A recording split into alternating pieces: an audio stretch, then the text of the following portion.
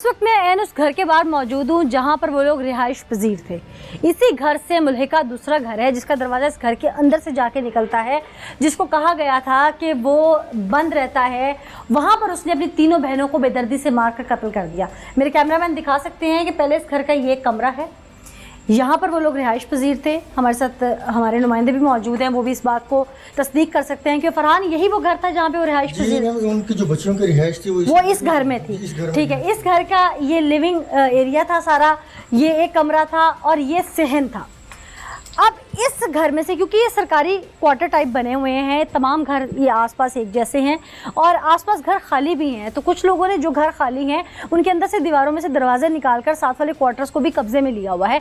इन्होंने भी कुछ ऐसा ही कर रखा था। मेरे कैमरामैन दिखा सकते हैं कि इसके सहन से दूसरे क्वार्टर के सहन में जाने के लिए इस दरवाजे का इस्तेमाल किया जाता है। ये वो दरवाज़ा है जिसके बारे में उस वक्त कहा जा रहा था कि चाबी नहीं मिल रही और सुबह मेहमान जब आने थे तो पंखा निकालने के लिए फिर इस दरवाजे को, जो इसका जो लॉक है, इसको तोड़ा गया और तोड़कर अंदर जाकर पंखा उठाया गया और फिर पता चला कि यहाँ पर वो 3 मासूम बच्चियाँ बेदर्दी से कत्ल की जा चुकी हैं।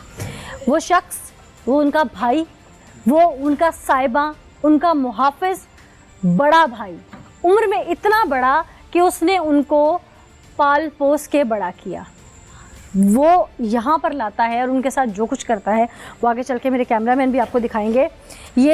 ये दरवाज़ा है, ये देख सकते हैं इस वक्त कि इसको भी तोड़ा गया।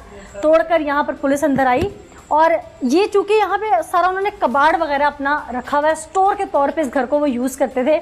इस घर में उनकी आम रिहाइश नहीं थी और तमाम लोग, अहले इलाका भी, पुलिस वाले भी पूरे इलाके में ढूंढते रहे। वो भाई साथ मिलकर ढूंढता रहा और किसी को शक नहीं था इस घर में कि यहाँ पर भी उनकी डेड बॉडीज़ हो सकती हैं, क्योंकि ये सुनसान और ख़ाली पड़ा हुआ था। अब आइए, एक अपनी बहन को उसने बेदर्दी से यहाँ पर, क्योंकि स्मेल बहुत ज़्यादा है, यहाँ पर मार दिया। ये देख सकते हैं खून के किस तरह से ये दाग हैं और यहाँ पर वो तड़पती रही जैसे कोई जानवर तड़पता है, क्योंकि वो छुरी इतनी तेज़ नहीं थी, सब्ज़ी काटने वाली थी। उसके बाद यहाँ पर मेरे कैमरामैन पाँव में भी दिखा सकते हैं कि यहाँ पर खून के निशान मौजूद हैं, जो पाँव उसके जूती से के ज़रिए जो निशानात वो बाहर आते गए और यहाँ पर लगते गए। अब ये जगह है, मैं अहले इलाका को भी शामिल करूँगी जो कि उस वक्त मौजूद थे और यहाँ बताएंगे कि कौन सी बच्ची किस जगह पे थी। मेरे कैमरामैन दिखा सकते हैं कि यहाँ पर भी खून किस तरह से जमा हुआ है।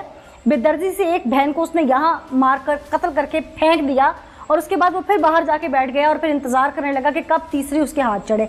और जब तीसरी बहन, जिसको वो बहाने से यहाँ लेके आया और उसने यहाँ पर लाकर उसको बेदर्दी से मारा, कत्ल किया। और ये जूतियाँ भी उस बच्ची की यहाँ मौजूद हैं, ये दुपट्टा उस बच्ची का यहाँ मौजूद है और ये खून है यहाँ पर, और चीख चीख कर बता रहा है ये खून, ये दुपट्टा खून से लथपथ, ये जूतियाँ, कि वो भाई जो दरिंदगी यहाँ ढाता रहा अपनी बहनों के साथ। अहले इलाका भी मौजूद है, उनसे बात करते हैं। अस्सलाम वालेकुम जी, आप लोग उस दिन यहाँ मौके पे आए थे जी, आप लोगों ने क्या देखा था? किस जगह पे कौन सी बहन थी उसकी?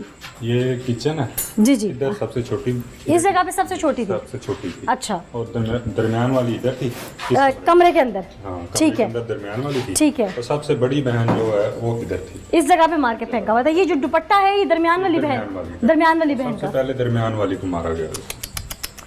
अल्लाह, अच्छा, ये पहले भी क्या इस तरह की सफाकियत ढाता था, घर वालों को मार पीट कुछ करता? कोई सीन नहीं थे इस तरह का। मेरी अपनी बेटी इसके साथ खेलती थी। मेरा अच्छा, साथ वाला घर है, मेरी छोटी सी बेटी है 1.5 साल की। आपको तो यकीन नहीं आया होगा? यकीन, मैं सोच भी नहीं सकते हम इस तरह का। मेरी बेटी इन बेटियों के साथ खेलती थी। आपको क्या लगता है कि उसने ये बर्बरियत क्यों ढाई होगी? कुछ समझ नहीं आ रहा, हम सोच भी नहीं सकते। कभी जायदाद को लेकर लड़ाई हुई है, कभी पैसों को लेकर लड़ाई हुई है, सुनी सुनाई बातें हैं ये। हमें इस तरह का कोई, ना कभी झगड़ा हुआ इनके घर में इस तरह का, ना कभी इस तरह की कोई बात नहीं हुई, कभी कोई बात। रात को बच्चियों गुम होने की सूरत में मेरे घर आए हैं कि बच्चियां नहीं मिल रही। मैंने कहा अच्छा चलो ढूंढते हैं, सारे इधर देखते रहे। आप में से किसी का ध्यान इस क्वार्टर की तरफ नहीं गया? ध्यान, हमने तो ये कहा कि ये तो इनकी कस्टडी में है, इनकी तो हो नहीं सकता।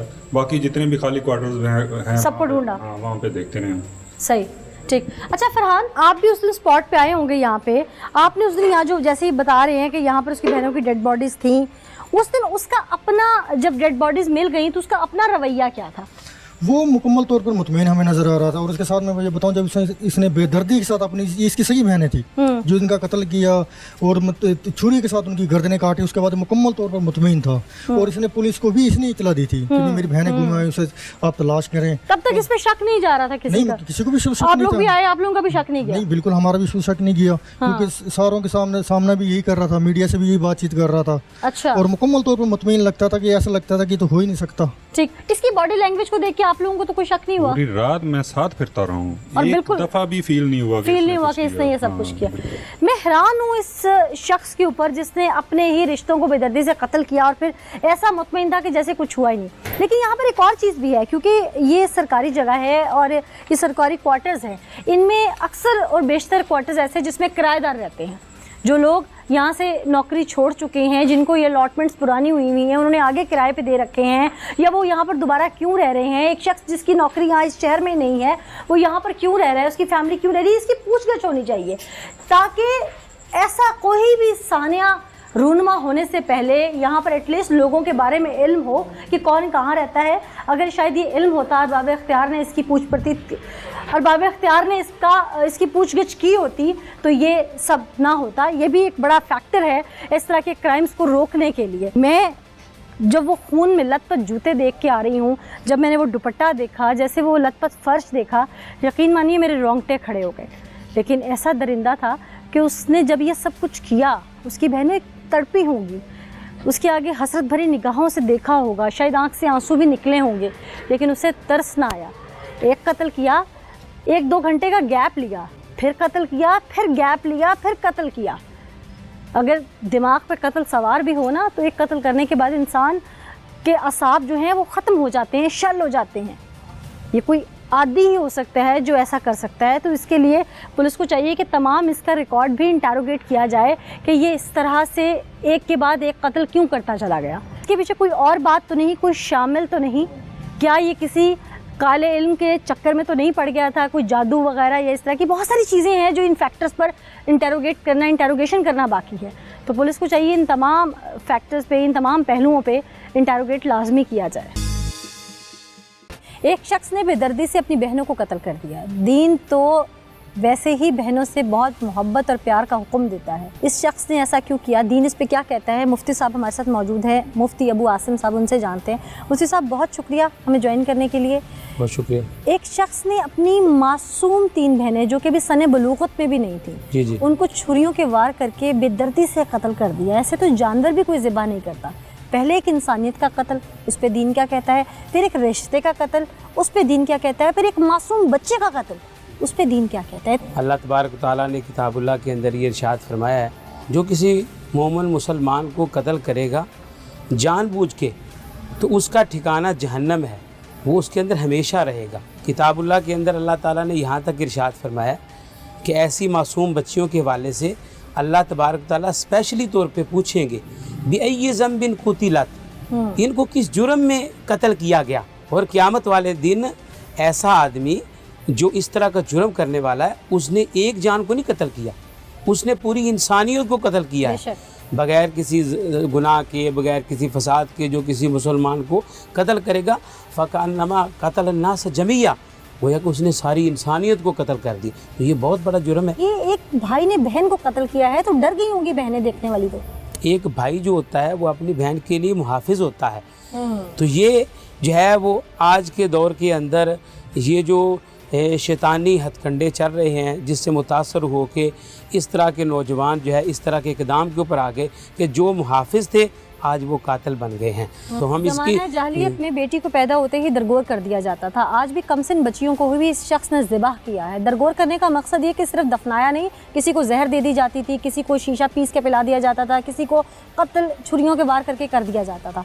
तो एक ऐसा ही हम शाखसाना आज भी देख रहे हैं। जी बिल्कुल ऐसे ही है जी। मैंने इब्तिदा में इसीलिए कुरान पाक की एक आया करीमा पढ़ी थी कि बिअय्यि ज़ंबिन कुतिलत, के इस जान को किस वजह से कत्ल किया गया।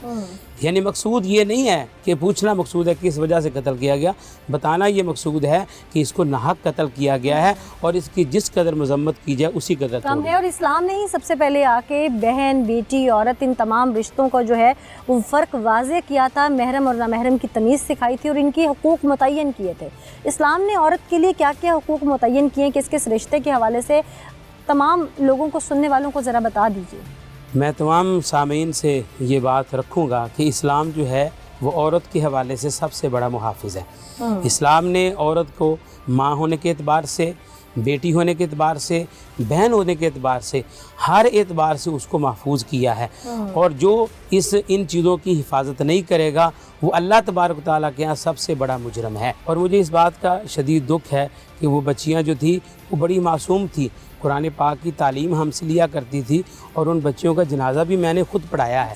और मुझे इस बात का शदीद दुख है। और उस दिन से जब से ये वाक़या पेश आया है, हम जो है वो सारे ही बड़े ही गमगीन हैं और हर मामले में हम परेशान हैं। बहरहाल हम हर एतबार से, अखलाकी एतबार से, दीनी एतबार से, माशरती एतबार से, हर एतबार से इसकी भरपूर मजम्मत करते हैं।